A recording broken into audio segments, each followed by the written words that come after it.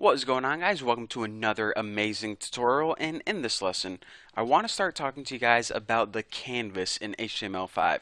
Now what the canvas is it's a very powerful feature that basically allows us to draw graphics on our web page, and I'm not just talking about JPEG or PNG images that we can embed on there. I'm talking about a drawing program just like you would draw graphics in Photoshop. We can actually use that same technology but in our web pages now to make dynamic, moving, changing graphics, and it's going to be awesome. So the first thing I want to mention is this. In order to use the canvas feature, you actually need a JavaScript file. The JavaScript is basically going to be the brains behind drawing everything. The HTML is pretty much just going to be the display, what you look at. So let's go ahead and link to our JavaScript file now, and I'm going to do that. Source equal Bucky.js, and I recommend you name yours Bucky.js too. Why? Because it's my name and it's awesome. So go ahead and link to it right there, and now let's actually go ahead and make the canvas itself. So I'm actually going to put this in a section, and I'll just give it an ID of main. And this is just because I like organizing everything very nicely. And inside our section is the canvas itself. So in order to make a canvas on your HTML file, what you need to do is first make the canvas opening and closing tags. And of course the tag name is canvas, if you couldn't have guessed.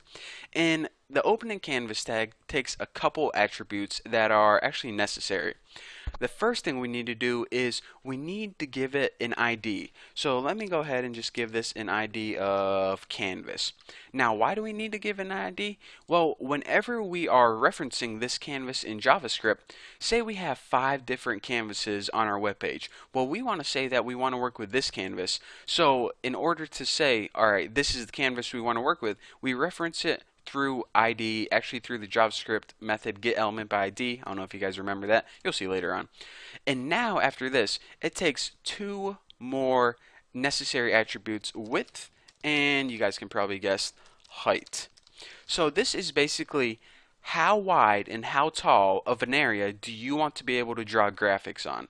So depending on your website, depending on what you're developing for, this may be a little bit different, but for me, for this tutorial, I'm just going to make mine 600 by 400.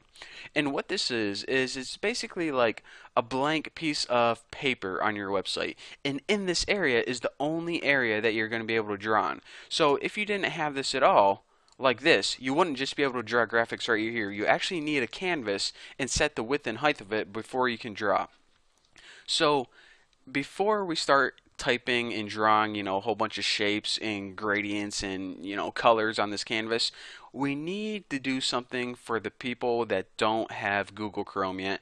For, your grandma who just got the internet like 10 years ago and hasn't upgraded their browser, let me go ahead and write like, hopefully you don't see this.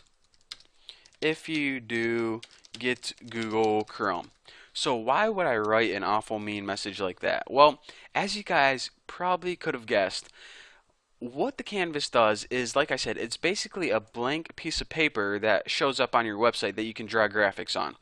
Now, for those people who have not upgraded their browser in like the last 3 years and are working with like, old Internet Explorer 6, what they do is that browser doesn't have the capability to see the canvas yet. It doesn't even know about it. So whenever someone with an old browser tries to see a web page with a canvas on it and they can't because their browser just isn't capable, they're going to get this message instead.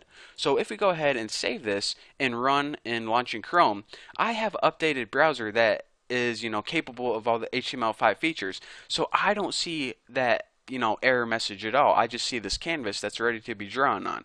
However, like I said, not everyone can see this. If they don't, then you're going to get this error message.